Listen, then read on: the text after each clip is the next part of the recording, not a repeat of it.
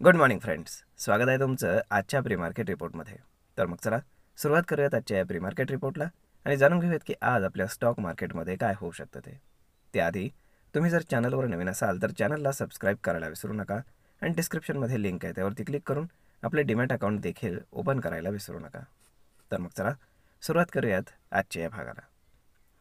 मित्रांनो, आपण जर आता पाहिलं की शनिवार रविवारमध्ये काय डेव्हलपमेंट झाली आहे तर ती गोष्ट फार महत्त्वाची आहे. म्हणजेच अमेरिकेनं सुद्धा आता इराणवरती हल्ला केलेला आहे.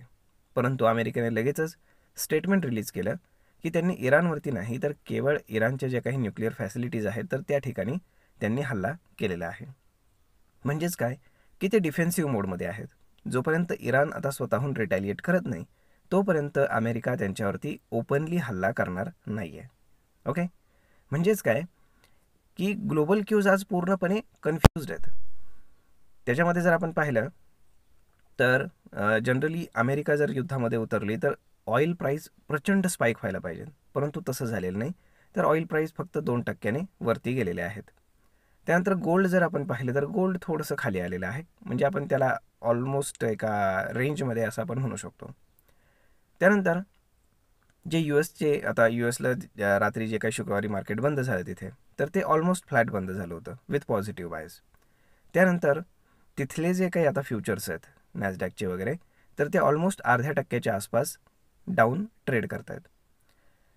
आणि या सगळ्या गोष्टींचा इम्पॅक्ट जर आपण पाहिला तर गिफ्ट निफ्टी इंडिकेट करते की मार्केट साधारण 101 पॉईंटच्या आसपास 100 ते 120 पॉईंटच्या आसपास गॅप डाऊन ओपन होईल.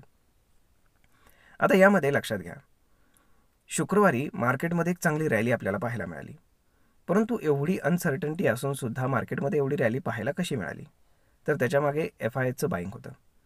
FISनं 8,000 कोटींचं मॅसिव्ह बाईंग शुक्रवारी केलं आहे. त्याच्या अगेन्स्ट डोमेस्टिक इन्स्टिट्यूशन्सनं 3,000 कोटींचं प्रॉफिट बुकिंग केलेलं आहे. म्हणजेच काय, एकंदर जर सगळ्या गोष्टी पाहिल्या तर फारच कन्फ्युजिंग आहेत.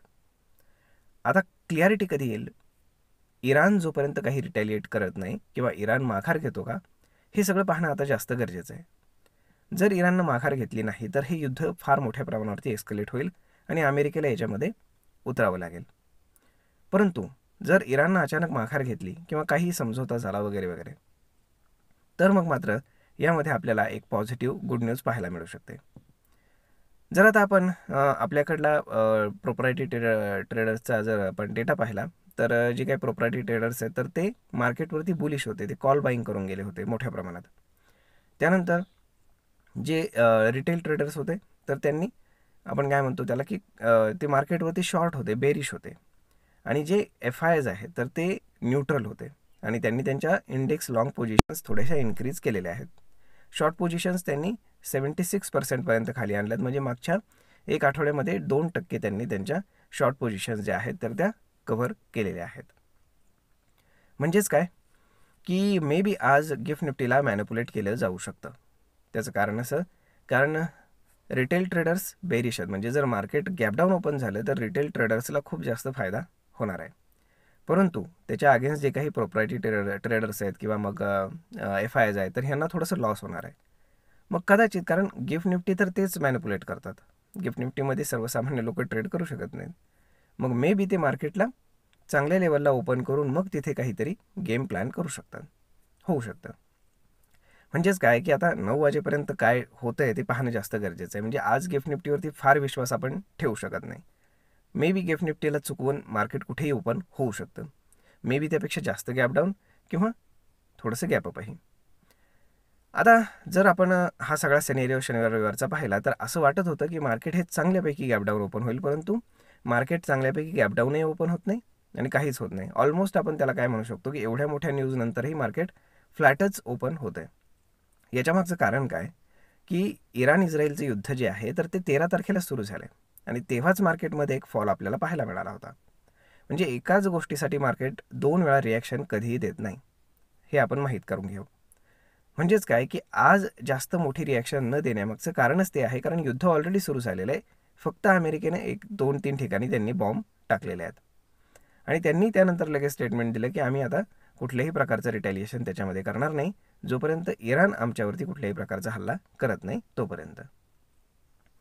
त्यामुळे पाहिलं तर ग्लोबल क्यूज एकदम मिक्स आहेत आणि म्हणावं असं काही आज सांगण्यासारखं नाही आहे. आणि काय होतं ते पाहणं जास्त गरजेचं आहे. आणि टेक्निकली जर आपण पाहिलं तर मार्केटमध्ये एक खालनं खूप चांगल्यापैकी बाउन्स बॅक आपल्याला पाहायला मिळाला आणि मार्केट अगदी 25,100च्या वरती जाऊन क्लोज झालेलं आहे. म्हणजेच काय की आज मार्केटमध्ये क्लोजिंग कुठे येतं हे पाहणं फार जास्त गरजेचं आहे. आता ज्यांना मार्केटमध्ये बाईंग करायचं आहे तर 25,200ची जर लेवल आहे ती जर क्लोजिंग बेसिसवरती जर मार्केट क्रॉस करत असेल तर एक चांगली बाईंग ऑपॉर्च्युनिटी आपल्याला पाहायला मिळू शकते आणि नेक्स्ट टार्गेट जे आहे तर ते 25,800पर्यंतचं मिळू शकतं. आणि जर समजा या प्रॉब्लेममुळे इराण इस्रायलच्या जर मार्केट खाली आलं तर 24,700 ते 24,600 याच्या दरम्यान मार्केट पुन्हा एकदा सपोर्ट घेऊन पुन्हा एकदा बाउन्स बॅक करू शकतं. आज फार जास्त चान्सेस होते जर मार्केट मोठं गॅपडाऊन ओपन झालं असतं आणि साधारण सपोर्टच्या आसपास जर कुठे ओपन झालं असतं 24,700च्या आसपास तर एक चांगलं बाईंग आपल्याला त्याच्यामध्ये पाहायला मिळालं असतं. परंतु तसं होत नाही आहे. Market hardly 100-125 point gap down open होतं आहे, म्हणजेच ऑलमोस्ट फ्लॅटही आपण त्याला म्हणू शकतो. परंतु क्लोजिंग जास्त महत्त्वाची आहे. जर मार्केट आज पडलं आणि क्लोजिंग जर सपोर्टच्या आसपास आली तर मग पाहावं लागेल की काय होतं ते. तर पाहूयात की पूर्ण दिवसभरामध्ये कशा पद्धतीने प्राइस ॲक्शन बिल्ड होते. परंतु ट्रम्प तात्या एकदा तरी आपल्याला इन्व्हेस्टमेंटची संधी देतील, चांगला ट्रेड करण्याची संधी देतील अशी शक्यता तरी आहे. कारण त्यांनी शुक्रवारी स्टेटमेंट दिलं होतं की आम्ही 15 दिवस वाट पाहू आणि त्यांनी 2च दिवसामध्ये 2 दिवस कसले 24 तासाच्या आतमध्येच त्यांनी तिथे रिटॅलिएशन केलेलं आहे. त्यामुळे त्यांच्या शब्दावरती विश्वास ठेवणं थोडंसं अवघड असतं, हे लक्षात असू द्या. तर मग मित्रांनो, आय होप तुम्हाला हा व्हिडिओ ही माहिती नक्कीच ट्रेड आणि इन्व्हेस्टमेंट करण्यासाठी उपयोगी पडत असेल. जर हा व्हिडिओ तुम्हाला आवडला असेल तर आपल्या जवळच्या मित्रमंडळींसोबत देखील हा व्हिडिओ तुम्ही शेअर करायला विसरू नका. धन्यवाद.